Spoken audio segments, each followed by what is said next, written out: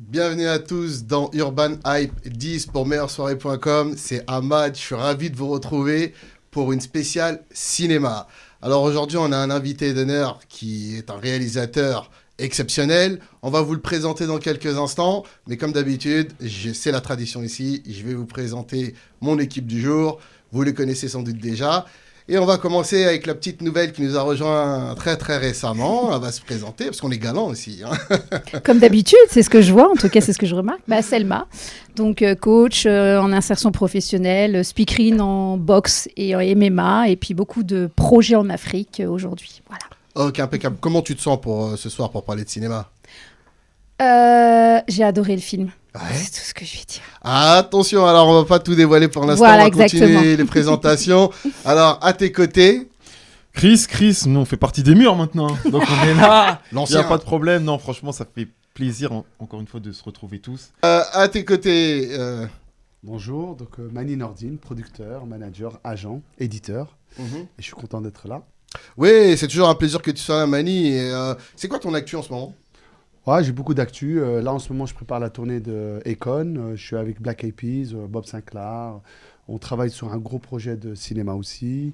Et pareil, toujours dans la métaverse, l'édition, production. toujours Plein pareil. de Plein sais de pas choses. comment tu French fais, Mani, Montana, franchement. la Ouais. tournée aussi. Ouais, Voilà, franchement, donc, chapeau. merci beaucoup. Bah écoute, alors de l'autre côté, Michel Lévy, producteur, manager, voilà, comme d'habitude. c'est vrai, Michel, ça bouge pas. Voilà, c'est le Une taulier. sommité. C'est Une ça, sommité. c'est ça. Franchement, Michel, c'est le patron. Ouais. On arrive à notre invité d'honneur. Alors, il y a certaines personnes qui te connaissent, mais comment tu peux te présenter en quelques mots? Je dirais que je suis réalisateur, c'est un peu ma passion et mon métier. Ensuite, je deviens par la force des choses coproducteur, mais je suis surtout aussi d'origine antillaise et que j'ai des thématiques que je développe depuis pas mal de temps dans mes films. Ok. Alors, Jean-Claude Barny, c'est notre invité aujourd'hui. Et si tu es venu aujourd'hui, c'est pour nous présenter en fait ton nouveau film qui s'appelle Fanon et qui parle en fait de l'histoire d'un docteur en psychiatrie, donc qui a été envoyé en Algérie pendant la colonisation. Et on va pas tout spoiler parce qu'il faut aller au cinéma, il faut aller voir ce film. C'est juste une claque. Avant de diffuser un extrait, enfin, je voulais savoir en fait comment t'es venu l'idée de traiter ce film. En fait, compte, cette idée, elle est là depuis pas mal de temps. Moi, je suis arrivé à l'âge de 6 ans à Argenteuil, dans le 95. Je viens des Antilles. Il y a une sorte de rupture, de fracture à la fois d'identité émotionnelle. Je me retrouve pas bien où je suis. Je sens que ça va pas être la belle histoire qu'on m'a racontée. Et très vite, je prends conscience que il va falloir que je m'arme, pour affronter ce qui m'attend. Et puis souvent, je passe mes moments dans une bibliothèque. Et à l'époque, c'était les MJC, je ne sais pas si vous avez connu. Et il y a un éducateur qui me dit, voilà, il y a des livres que tu devrais prendre. Et puis voilà, j'en prends un, deux, trois. Et puis dedans, il y a François Fanon Mascoupin. Et je prends assez machinalement. Et puis il me dit en partant, vas-y doucement, il est compliqué. Donc si tu as besoin d'aide, je suis là. Et puis j'ai compliqué. Et on lit, et puis c'est ça. Et effectivement, quand je lis, ma tête, elle tourne dans tous les sens. Et je comprends que ce monsieur-là parle de moi. Parle de mon identité, parle de ce que je vais devenir, parle aussi de l'aliénation, de la façon qu'il ne faut pas se déculturer. En fait, pas de choses, mais qui me traversent l'esprit et c'est comme si, comme tu dis, la métaverse, c'est Matrix. Je comprends tout d'un seul coup. Et t'as quel âge à ce J'ai moment-là? 14 ans. C'est vraiment, mais c'est là où notre identité elle se façonne, quoi. Tu vois, on est copains, t'insultes, de tous les noms que vous savez. Toi, tu crois que c'est presque normal au bout d'un moment. Et puis, mais tu te bats, tu frappes. Donc, tu as une sorte de révolte physique. Et je lui dis, plus j'ai frappé, plus il m'insulte. Donc, il y a un truc qui ne fonctionne pas. Et ensuite, quand je lis ce bouquin-là, la première, je digère. Et puis, vraiment, ce livre, jusqu'à 17 ans, ça m'a retourné. Et puis, je comprends qu'à un moment, il va falloir que je passe à autre chose. Et puis, quand je décide de passer à l'image et que je comprends que c'est peut-être la passion dans laquelle je vais exister, je me dis, voilà, j'ai essayé de reconstruire un imaginaire, de me reconstruire aussi en tant qu'homme. Et puis, j'ai offrir ce que j'apprends à mes compatriotes principalement, parce que je pense aussi qu'ils ont besoin d'outils pédagogiques pour se sortir du tracas dans lequel on met. Et puis, j'essaie de travailler là-dessus. Donc, premier film, ainsi de suite. Et puis, voilà. Et puis, je pars dans une thématique où j'essaie de reconstruire à faire mesure dans tous mes films notre identité créole, mais aussi de la partager à tous ceux qui ont aussi cette problématique de colonisation et d'aliénation. Tu vois, j'essaie pas de parler que de moi, mais à travers mon histoire, je la partage aussi à d'autres communautés qui en ont besoin. Si je comprends bien, depuis l'âge de 14 ans, il y a un lien avec le film que tu as fait aujourd'hui. Totalement. D'accord, très bien. Alors ce que je propose, c'est qu'on regarde donc la bande originale du film Fanon qui est en salle actuellement.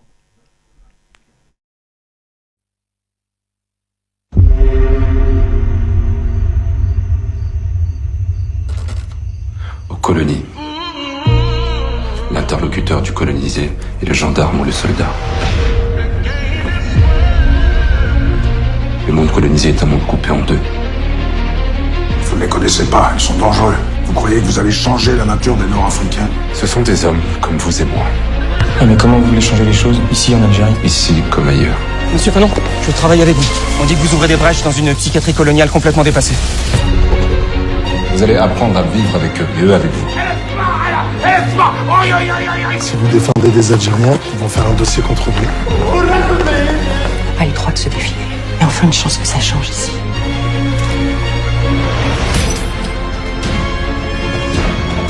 Arrêtez avec vos théories, vous confondez la médecine avec la révolution.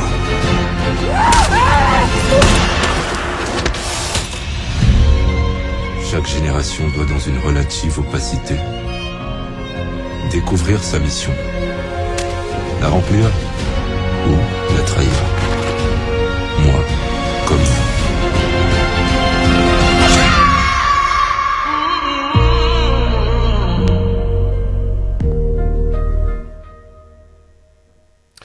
Ça fait longtemps que j'avais pas vu un film aussi poignant, aussi intéressant, je le dis franchement, et pas parce que tu es là. Je vais demander l'avis aussi de mes camarades, parce qu'on a eu la chance, et encore merci à ton équipe, de pouvoir le visualiser en avant-première. Alors, Mani, qu'est-ce que tu as pensé du film?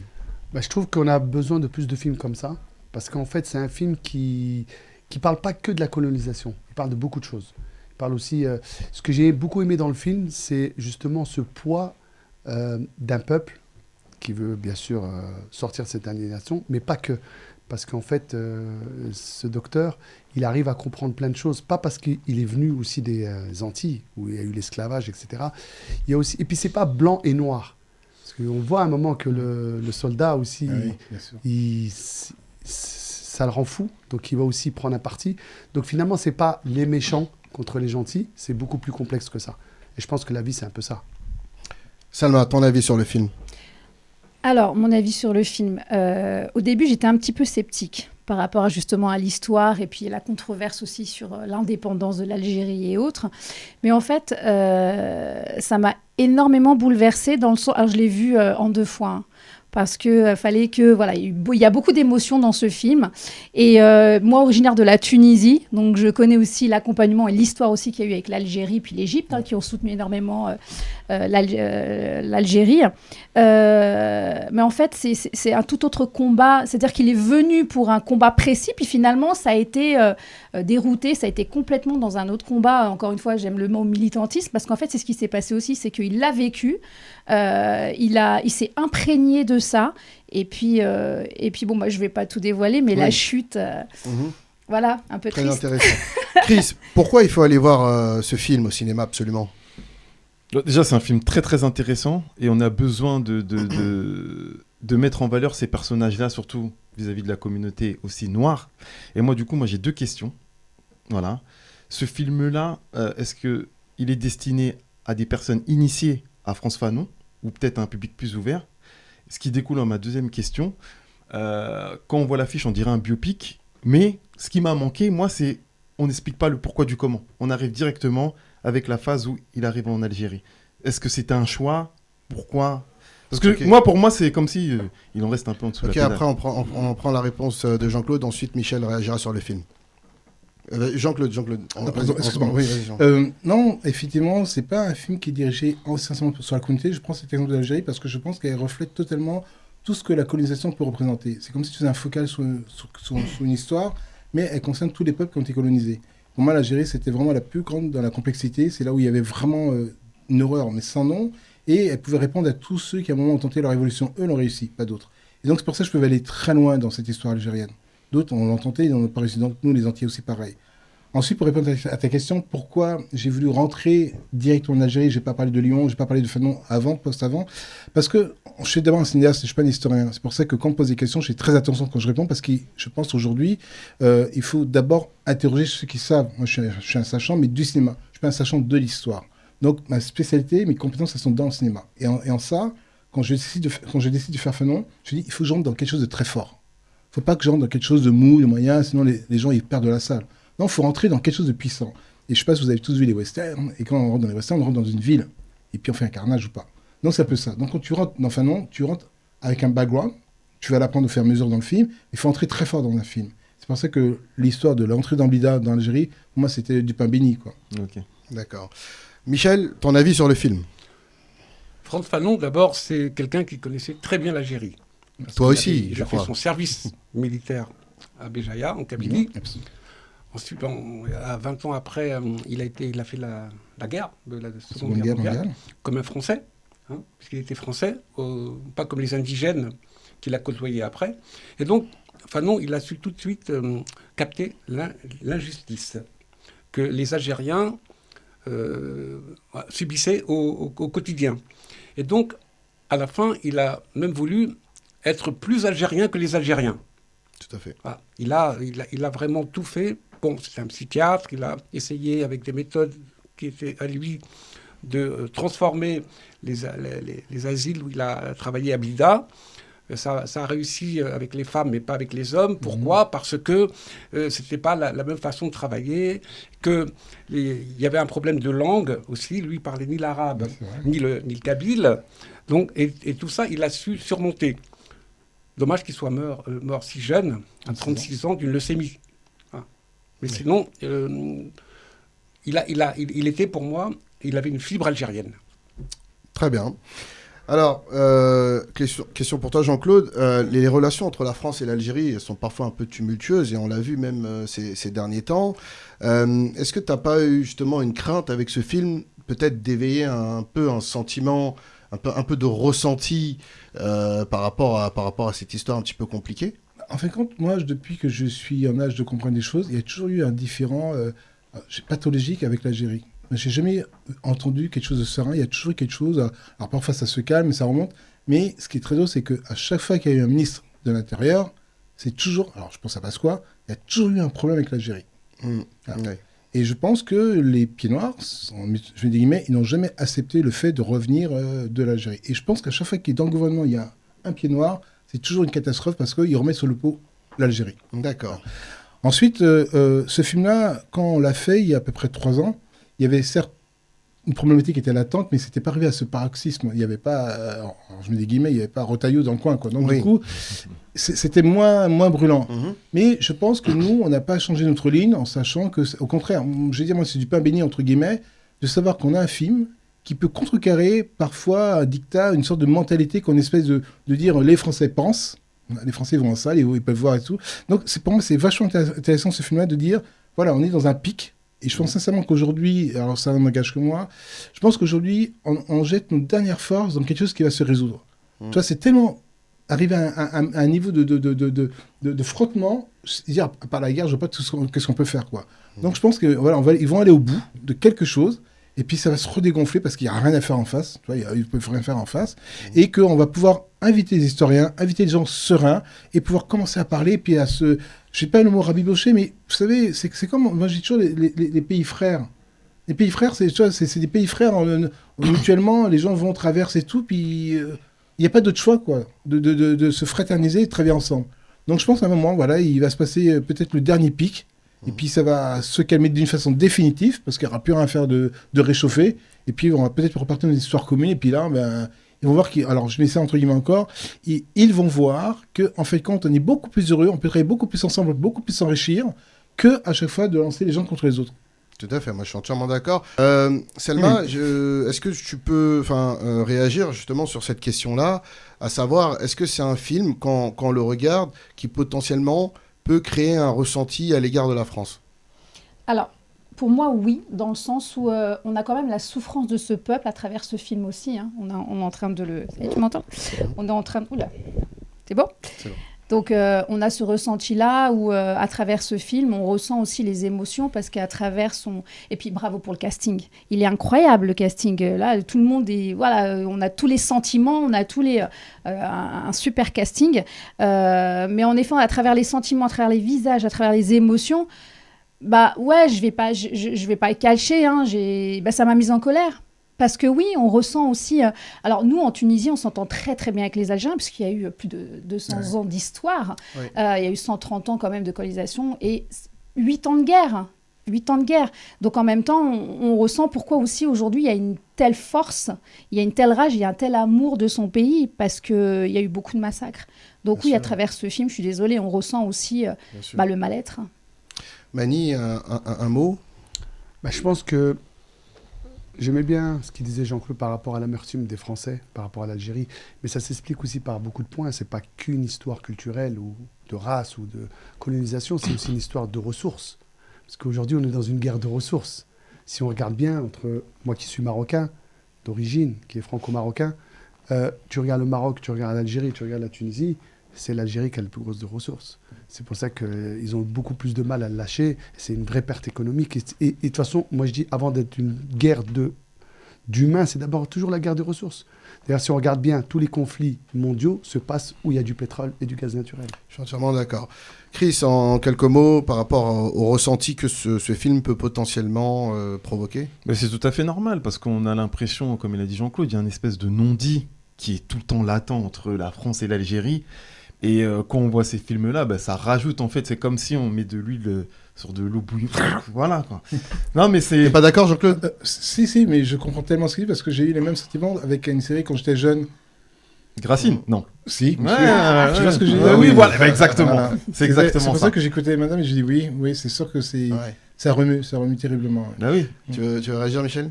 Ouais, pour moi, il y a déjà un problème de vocabulaire. Ah. D'un côté, on dit les événements d'Algérie. On n'a jamais dit que c'était une guerre d'Algérie. Ouais, On était là-bas pour le maintien de l'ordre, jusqu'en 62. De l'autre côté, il y a une vraie guerre d'Algérie. Et moi, je salue Jean-Michel Apathy d'avoir mis un coup de pied dans la fourmilière, parce que ça réveille et les consciences et les mémoires. Et ça permet à la jeune génération d'aller aussi s'enquérir sur d'où viennent leurs parents et leurs grands-parents, parce que, à part, l'Algérie, quand il y a un match de foot, ou quand il y a des soirées, ou quand c'est bien d'être algérien, mais il faut savoir d'où on vient. Oui, mais je te rejoins sur le courage qu'a eu Apathy par rapport à ce sujet, mais il a perdu son job. Il en a payé les frais. Non, il a quitté son job. Ouais, mais il a les... Voilà. Il y a une Peu pression. importe, Oui, peu oui, oui. importe. Le problème, il Voilà. n'est pas là. Le problème, il est passé le ressenti d'être algérien ou des Français qui ont quitté l'Algérie. Bon, pour les raisons qu'on connaît, il y a eu, c'était douloureux. Il y en a qui l'ont pas digéré pour différentes raisons. Les Algériens en France, il y en a beaucoup. On a tous des copains algériens ou marocains ou tunisiens, etc. On est un melting pot. Mais aujourd'hui, la mémoire est très importante. Et il faut aller... Benjamin Stora a fait un bon boulot aussi. Il y a un musée de l'histoire de l'immigration. La plupart des jeunes n'y ont jamais été. Ils ne savent même pas ce que c'est. Ils n'ont pas forcément la culture et la connaissance adéquate. Justement, c'est le travail aussi des enseignants, le travail des parents, des grands-parents, d'essayer d'inculquer la mémoire. Ok, on va passer à la question suivante. Alors, l'une des difficultés dans le cinéma, c'est de ne pas tomber dans les clichés, en particulier quand on travaille avec des minorités. Alors, comment on fait pour éviter les clichés sans pour autant perdre son authenticité? C'est une très bonne question. C'est vraiment une des raisons qui m'ont poussé à faire ce genre de film. C'est que je pense que moi, j'ai été très énervé devant les caricatures qui me concernaient. On sait que nous, Afro-Antillais, Afro-Africains et descendants, on a toujours eu, pas que les mauvais rôles, mais les rôles de... mais Oui. on en avait marre, quoi. On avait marre, jusqu'à plus soif. Les rôles de délinquants, notamment. Entre autres, et puis toujours un peu les plus bêtes, un peu les plus feignants, les moins intéressants, les moins brillants, c'est toujours le moins que tout, quoi. Et puis je pense aussi qu'on a toujours été les bons copains des bons. On nous a toujours mis à côté du justicier, donc c'était un peu la caution pour maintenir les autres communautés un peu à distance. Donc là, on était utilisé un peu comme garde-fou à la fois et puis comme serpillère, donc c'est pas très valorisant. Et vraiment, quand j'ai commencé à travailler sur moi en tant qu'individu, j'ai vraiment pensé aussi à déstructurer tout ce qui était lié à notre attitude et de rechercher la dignité, de la fierté. Mais je voulais pas que ce soit d'une façon manichéenne, parce qu'on est fait de nuances. Je vais pas prendre un super-héros noir. Je sais qu'on est du bon, du mauvais, de l'ombre et du fort. Donc je vais vraiment dessiner quelqu'un d'humain, avec une vraie sensibilité. Et ça, je l'ai eu, vraiment, je le dis, en lisant Fanon de plus en plus, en comprenant qu'il faut accepter ses parts d'ombre, mais il faut pas en faire un étalage. Et puis, les personnages que j'ai comme ça à décrire dans mes films, c'était des personnages traversaient, des gens qui avaient des trajectoires. Pas des gens horizontales simplement, des gens qui passaient par des émotions et qui devaient aussi dépasser leurs obstacles. Et puis quand je me suis banqué, j'ai fait le tour de ma communauté avec beaucoup d'humilité parce qu'on n'a jamais fait le tour. En tout cas, moi, j'ai pensé que j'ai fait des films sur l'esclavage, sur les dissidents. Donc j'ai travaillé sur différentes époques d'histoire, sans être un historien parce qu'on n'est jamais très bon là-dessus, mais en tout cas, on a un ressenti. Et quand je me dis, voilà, il est temps pour moi d'aller chercher autre chose, un défi sur la communauté algérienne, déjà j'ai tapé dans mes souvenirs d'enfance parce que j'étais élevé avec la communauté du Maghreb, il y avait des Tunisiens, des Marocains et des Algériens. Et puis voilà, je me suis rappelé de toutes les conversations dans lesquelles j'avais partagé, et dans lesquelles moi je trouve aussi du bonheur parce que c'est comme une communauté qui est assez forte, surtout les Algériens. C'est des gens qui ont une histoire, et je suis d'accord avec toi, parce que ma génération, du côté des Algériens, ils connaissaient parfaitement leur histoire. D'accord. Ils parfaitement leur histoire. Il n'y avait pas un mec de mon âge qui ne savait pas d'où il venait, qui était les héros contrairement à nous, où tout était caché. Tu vois, j'étais à l'ouest. Nous, il n'y avait rien, en tout cas, en termes de littérature, en termes d'imaginaire, il n'y avait rien chez les Antillais. Par contre, ces Algériens, c'était ils te mettaient des... Voilà. Et moi, j'étais fier, parfois, de dire, putain, mais... Fou. Et donc, c'est pour ça, je pense que ça m'a poussé aussi à remplir ma bibliothèque. Et quand j'ai commencé à réfléchir sur le fait d'aller aussi m'enquérir, de trouver comment j'allais travailler sur la communauté sans, comme tu dis, la caricaturer, je me suis rappelé d'une chose très forte. Souvent, les Noirs, un Martiniquais, on le fait parler comme un Guadeloupéen. Pourtant, ce sont deux communautés différentes, mais on mélange tout, leur langage, c'est pas grave, c'est un Noir, et puis bon. Et donc, d'abord, j'étais vraiment essayé de comprendre le lexique de l'Algérien. Et puis, quand j'ai dit, OK, on va être en Tunisie, donc, même si j'ai des figurants tunisiens, il parlait algérien. Et il répétait textuellement, il y avait vraiment une fierté de restituer le peuple algérien, parfaitement le langage, parfaitement l'attitude. Enfin, tu vois, il y a eu un gros travail de fait pour que dans l'anthropologie, on soit vraiment pas du tout attaquable sur ce sujet. Donc, ça fait partie des choses qu'en tout cas, et tu vois, et là, je suis assez content, mais ça fait partie des choses naturelles dans lesquelles, quand on engage une communauté, on se doit d'être irréprochable. Bien sûr. Et ça fait partie de l'aliénation qu'on sent des réalisateurs occidentaux, c'est-à-dire qu'ils mélangent... Enfin, ce qui les intéresse, c'est de parler d'eux pour eux.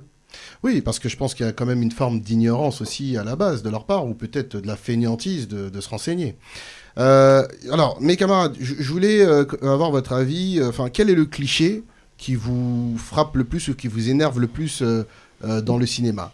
Le cliché qui vous énerve, Mani ? Par exemple, beaucoup dans le cinéma américain, le noir qui meurt tout de suite.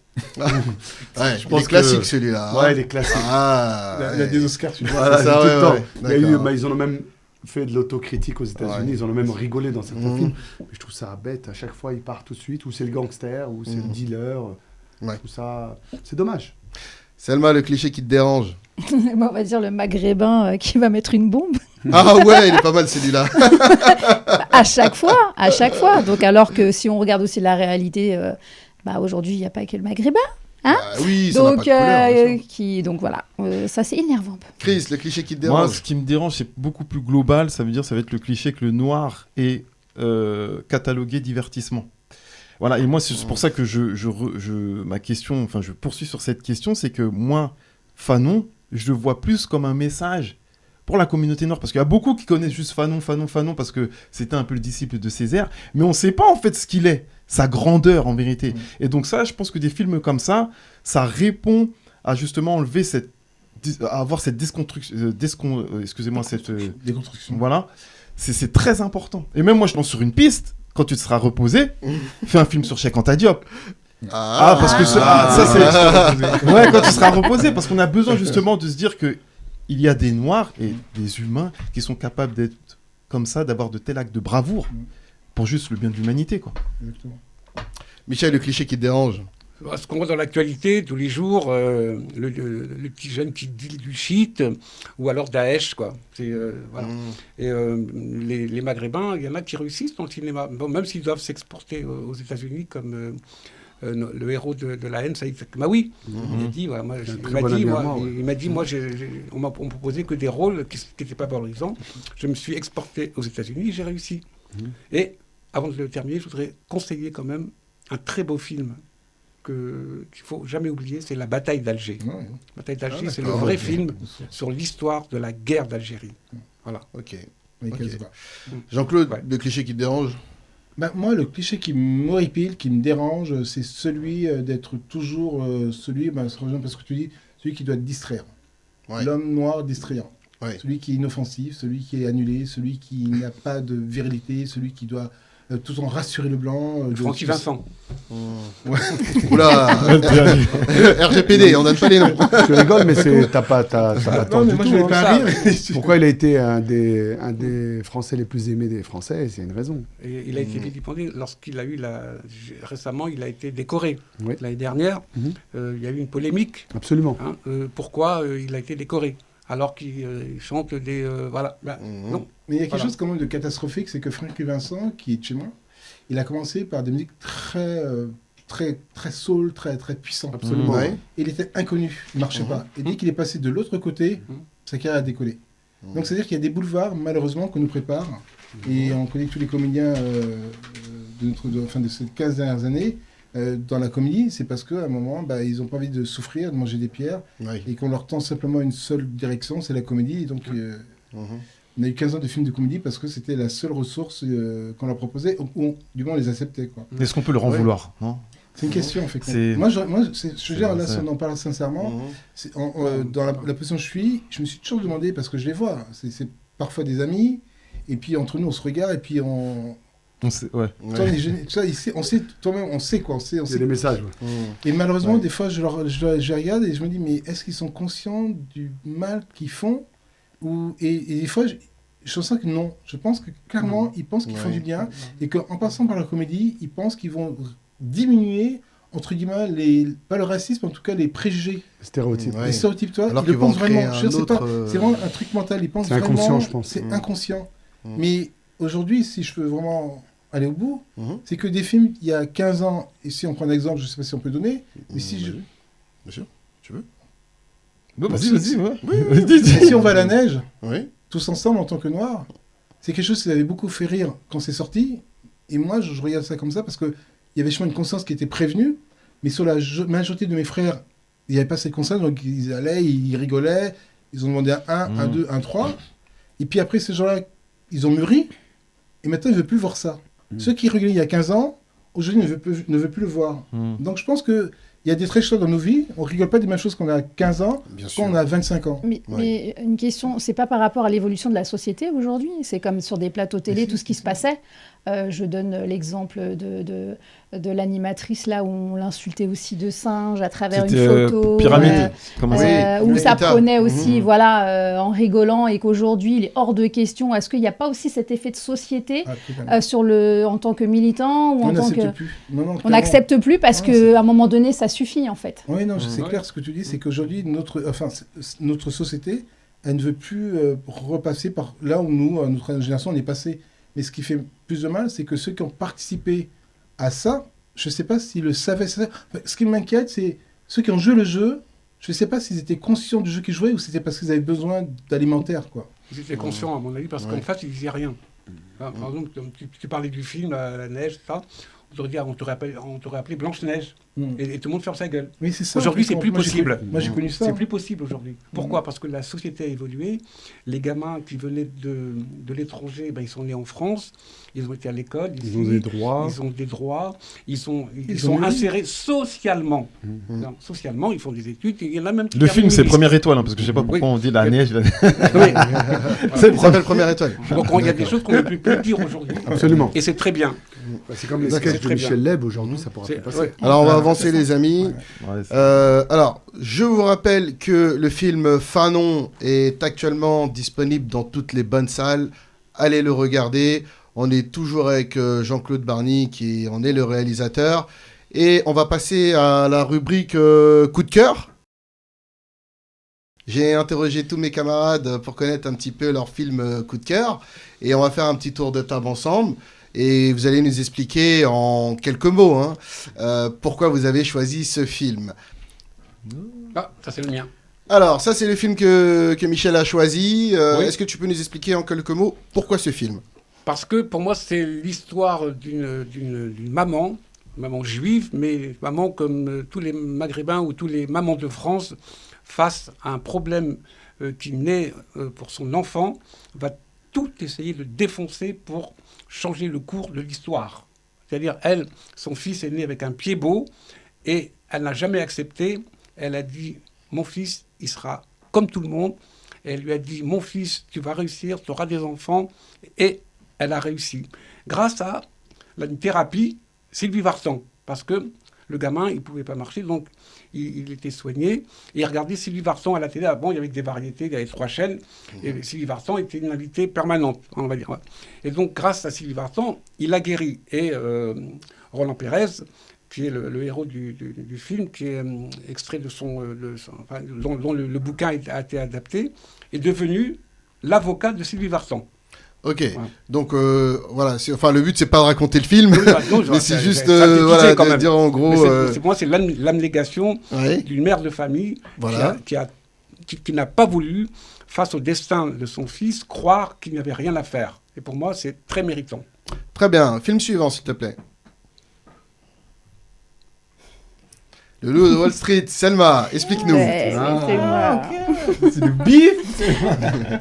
C'est la base. Non, alors, je m'explique. C'est pas par rapport aux personnes qui se sont fait arnaquer, tout ça, c'est la psychologie. Comment on amène la psychologie à l'humain. Ok. Alors, moi, je suis beaucoup dans la psychologie. J'ai fait une certification de psychothérapeute, histoire de connaître un petit peu aussi le fond, le transfert, le moi. Et là, je me suis dit, waouh, parce que c'est là où je me rends compte que ce soit le côté complotiste, le côté aussi allégance ou le côté ce qu'on amène comme idée ou autre, comment on peut amener des gens vers nous avec une force intellectuelle surprenante, que ce soit fake ou pas. Mais je trouve que ça a été, en plus, une histoire vraie. Voilà, il s'en cache pas parce qu'il va faire une tournée normalement. Il devait la faire. Après, il y a eu la tempête aux États-Unis et en décembre, il doit revenir pour expliquer aussi son histoire. Mais Jordan Belfort a été exceptionnel. Il a été sur ça, il a été exceptionnel. Après, bon, la chute aussi, elle a été exceptionnelle aussi négativement. Mais psychologiquement, on se dit waouh, l'humain peut aller très très loin.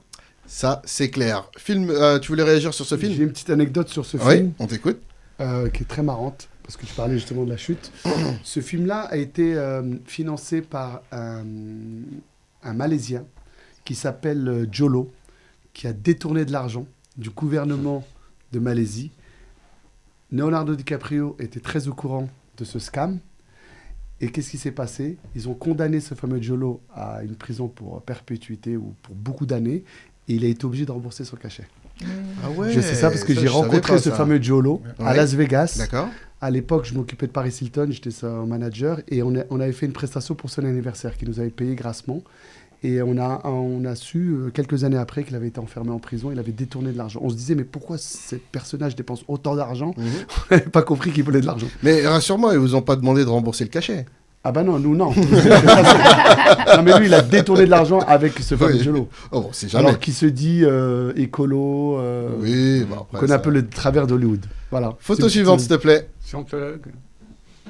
Ah, Ça, Interstellar. c'est Monsieur Chris, explique-nous. Alors très simple, moi, à partir du moment où un film a un impact sur moi, après la vision du film, c'est déjà il m'a touché. Ça veut dire que Ah ouais. dès que j'ai terminé ce film-là, j'étais à fond sur la théorie des cordes, sur les trous noirs.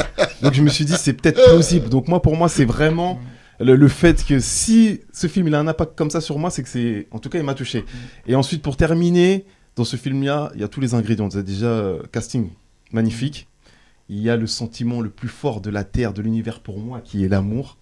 Et tu rajoutes à ça un côté fin du monde, il faut sauver le monde. Et pour moi, comment il a été tourné, Nolan, extraordinaire. L'excellent, Matt ce Damon, film. Et en Malcolm plus, X, tout le monde. t'as oublié de préciser le côté où on vieillit pas.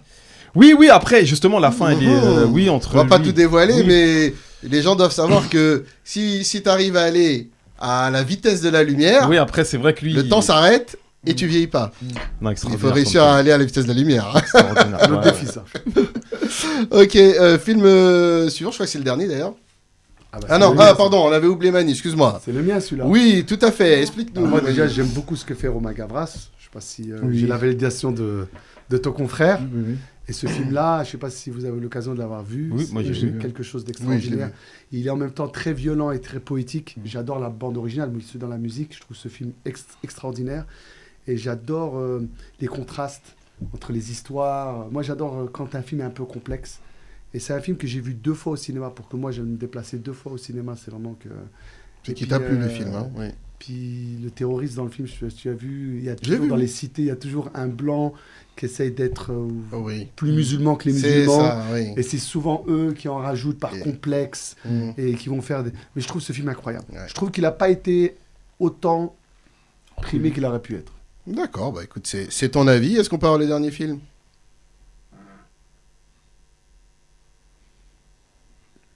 Alors ça, c'était Vatos mon choix. locos, vatos Ouais. locos. Le jour où j'ai vu ce film, j'ai pris une véritable claque parce que c'est à la fois, c'est une histoire populaire avec une histoire de famille. Et ce qui m'a intéressé, c'était vraiment la progression dans le temps des personnages qui étaient comme des frères. Et puis à un moment donné, chacun va aller dans sa direction et c'est des directions complètement opposées. Et j'ai trouvé que c'était assez bien dépeint. Donc ça, c'était mon coup de cœur personnel. Après, des coups de cœur en film, j'en ai énormément et je pense que vous aussi. Hein, mais c'est celui que j'ai choisi pour ce soir. Alors, on va continuer avec Jean-Claude Barny, qui est notre invité et qui est là pour présenter son film, donc Fanon, qui est disponible dans toutes les bonnes salles actuellement. Alors, j'ai vu chez un confrère que tu as visité les bureaux de Frantz Fanon pour t'inspirer dans les films. Est-ce que tu as également collaboré avec ses enfants? Oui, la première personne que j'ai voulu rencontrer, c'est Olivier Fanon, le fils, directement. Quand on a commencé à penser au projet très sérieusement avec mon producteur Sébastien Nomo et puis aussi le co-scénariste Philippe Bernard, on a pris un rendez-vous avec Olivier. Et on lui a expliqué le projet. J'avais pas encore vraiment l'angle. Je savais que je l'ai raconté sur son père, mais je savais pas que je l'ai comme ça à Blida. Je savais pas, voilà. Mais j'avais besoin d'avoir son ressenti, déjà aussi pas sa bénédiction, mais j'avais besoin qu'au moins qu'il sache que je voulais faire quelque chose de très sincère et d'authentique. Et puis dans les toutes premières minutes, quand je pense qu'il a senti que j'étais sincère, hein, il m'a vraiment parlé de ce qu'il avait en souvenir de son père. Il a quitté à l'âge de 6 ans. Donc il m'a vraiment parlé de son père, de sa nostalgie, de comment il le voyait encore. Et puis moi, ça m'a permis de construire ce qu'il y a dans le film entre Olivier et puis son père. C'est aussi l'hommage que je rends à ce fils, à son père. Ouais. D'accord, très bien. Alors, question pour toi, Mani. Alors, comme tu as pu voir dans le film, il combat donc contre les colons. Mais d'un autre côté, Frantz Fanon est marié avec une femme blanche. Certains verront là peut-être une sorte d'incohérence. Qu'est-ce que t'en penses? Est-ce qu'on peut à la fois combattre le colon et puis d'un autre côté être marié avec une femme blanche, ou est-ce que ça n'a rien à voir? Pour moi, je dirais que ça n'a absolument rien à voir. L'amour, il n'a pas de couleur, il n'a pas de religion. Moi-même, j'ai des enfants issus de métissage. Ma femme, elle est blanche lituanienne. C'est pas un sujet pour moi. Okay. Le sujet, c'est plutôt le fait qu'il a justement combattre pour ses idées. Et si tu regardes bien le film, il est très bien monté parce que sa femme, elle est d'une manière, elle est courageuse aussi. Mais lui, j'ai aimé les failles. Parce que tu vois, à un moment, quand il est en conflit et qu'il y a la bagarre, quand il veut... Il essaie toujours de désamorcer.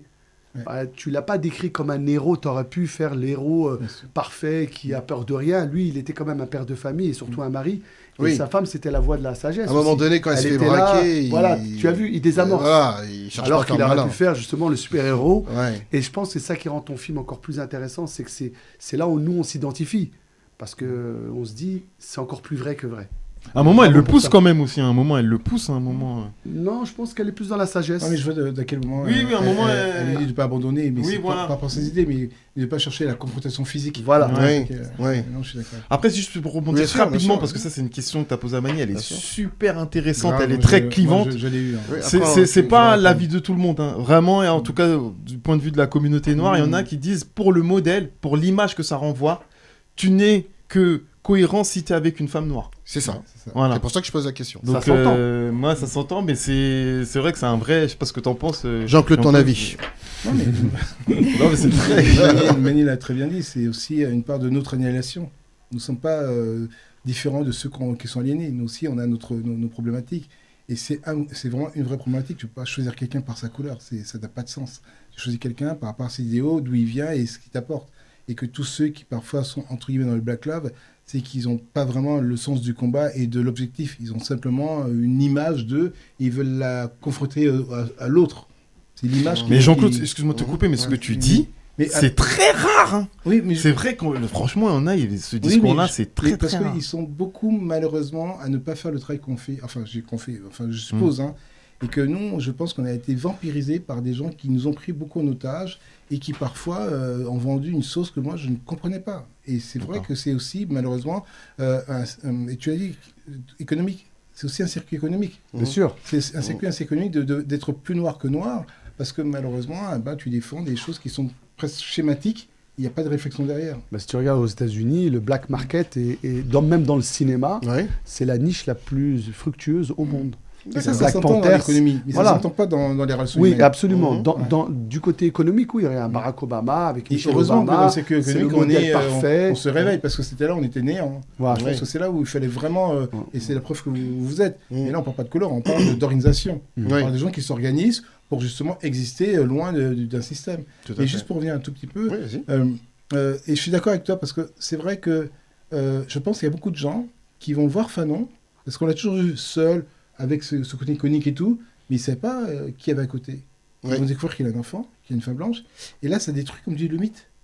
Ça détruit le mythe de Malcolm X, ça détruit le mythe de l'homme noir, violent, pique à glace, tu vois, et ça le rend à la fois humain et peut-être accessible pour des gens qui disaient mais non, mais c'est un extrémiste, pourquoi, comment, la guerre d'Algérie, c'est non, FLN, toi. Là, tout d'un coup, tu as affaire à un être humain qui part quelque part loin de chez lui et qui va défendre d'autres êtres humains qui sont opprimés. Et pour moi, c'est juste ça qu'on a besoin. C'est à nous-mêmes d'aller vers quelque chose sur lequel on a un destin. Alors, le temps passe vite. J'ai des petites questions rapidos. Est-ce que pour toi, le Graal, c'est d'obtenir un César pour ce film, ou est-ce que seule la reconnaissance du public te suffit ? Sois franc, s'il te plaît. Ouais, non, je te taquine un peu. Oui, non, tu as raison. Les deux. Mais je fais une vraie confidence, mais qui est complètement... on est tous des enfants quand même. Hein. Bien sûr. Et quand j'ai commencé à penser à Fanon, moi j'ai choisi un petit canet noir quand je travaille, parce que je rencontre plein de gens, ils me racontent des histoires et je récupère tout. Et puis, moi je suis quelqu'un qui est toujours passé hors des radars. Bah, je sais pas, en cinéma, c'est pas un cinéma reconnu, c'est un cinéma de niche, comme tu sais. C'est pas un cinéma qui est très reconnu par l'établissement. Et je me suis dit, tiens, ça serait bien que sur ce film-là, je me fixe un objectif. Et j'ai mis deux choses. Tu vois, je fais beaucoup, comme vous dites, de la visualisation. Donc, j'ai mis Oscar et César. Waouh, C'est beau. Ah, on te le souhaite, hein, C'est franchement. Mais vraiment pour être dans un sens de dire, Ouais. il faut que je me performe, il faut que j'aille chercher quelque chose avec un objectif. Et ce film, j'ai vraiment fait avec un niveau voilà, en disant, il faut que j'aille chercher quelque chose qui me semble inatteignable.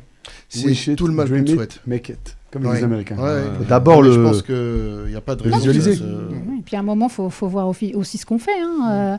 C'est bien d'être humble ou autre, mais Non, bien sûr, bien à sûr. quoi ça sert aussi? Non, À mais un c'est moment donné, Fanon si qui on m'a a un permis ça. message Je pense à que faire j'aurais fait passer. un film comme les autres, j'aurais pas eu cette prétention, mais c'était Fanon et je pensais que lui pouvait m'amener quelque part où j'ai jamais été.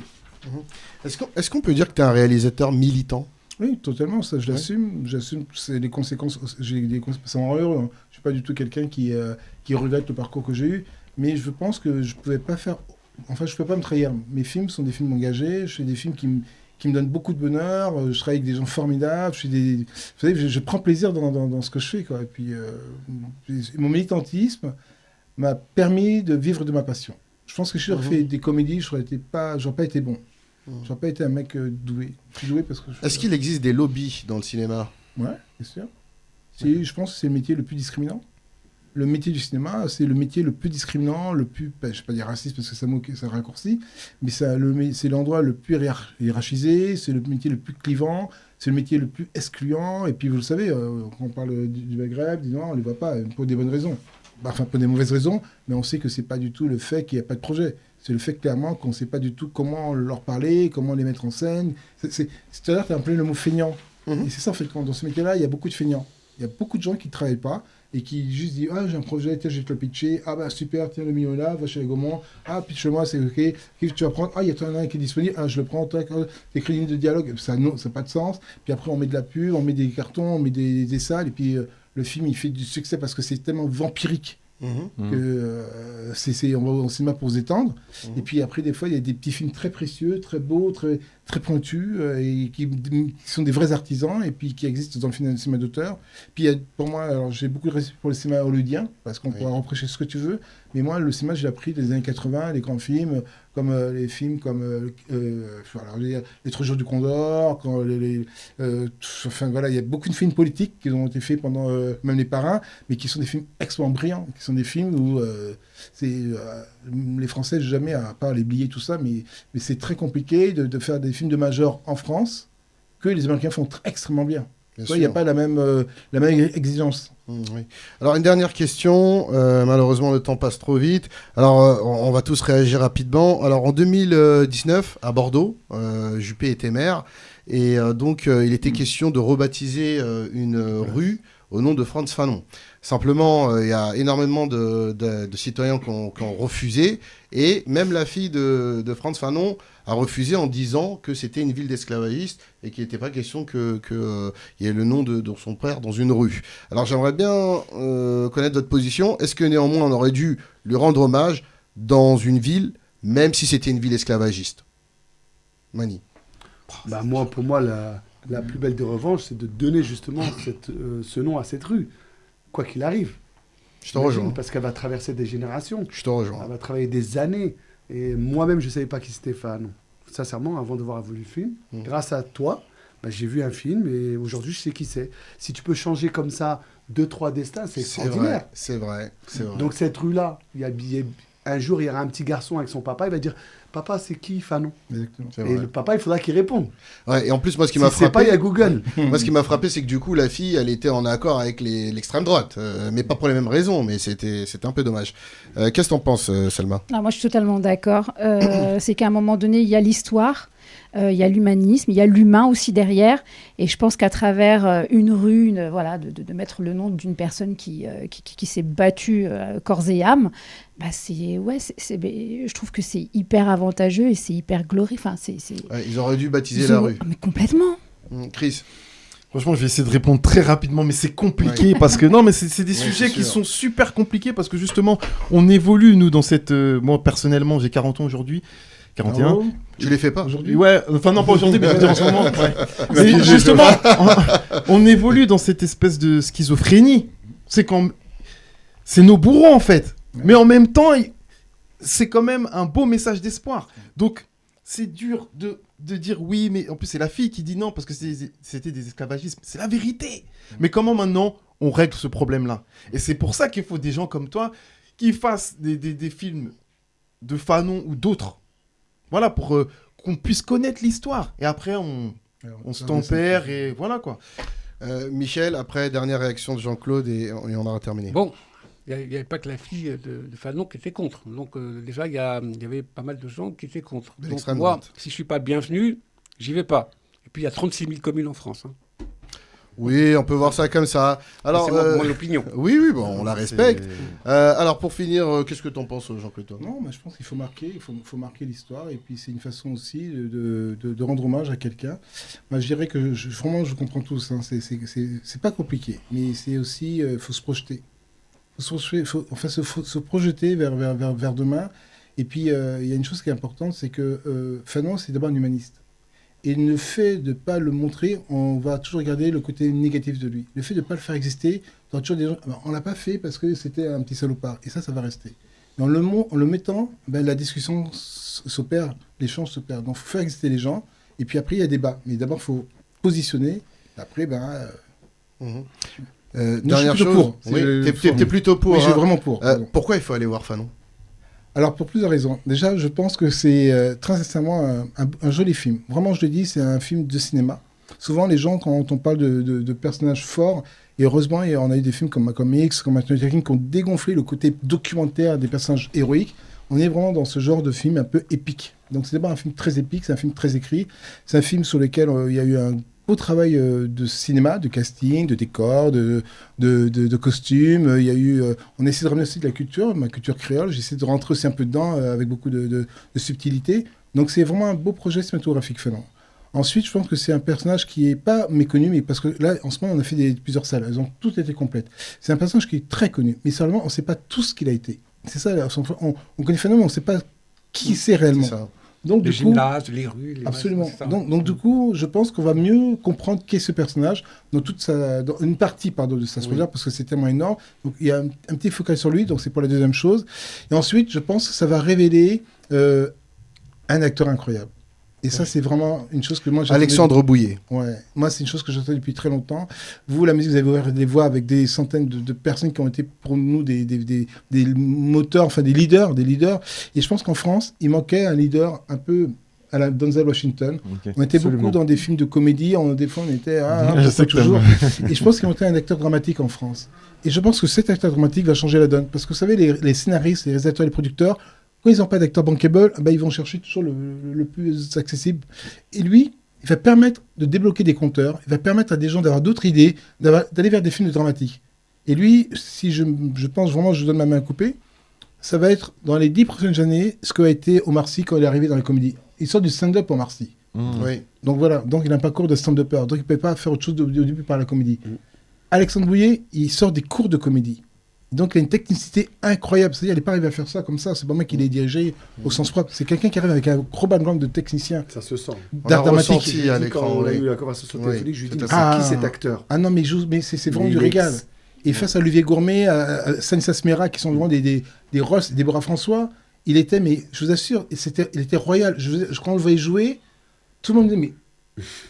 Il était tout le temps dans le challenge, je Dans crois. le C'était cinéma, tellement c'est beau. une évidence. Ah, Ouais. totalement. C'est dur d'incarner un rôle comme ça. Ouais, Ah, bien je suis sûr. sûr, c'était. Ouais. Les amis, malheureusement, le temps passe beaucoup trop vite. On était donc aujourd'hui en présence de Jean-Claude Barny pour son nouveau film Fanon, qui sort en salle aujourd'hui. Alors allez-y le voir, c'est vraiment une véritable claque. On se retrouve prochainement pour un nouveau numéro de Urban Hype et je vous dis à très bientôt. Ciao! Bye. Bravo.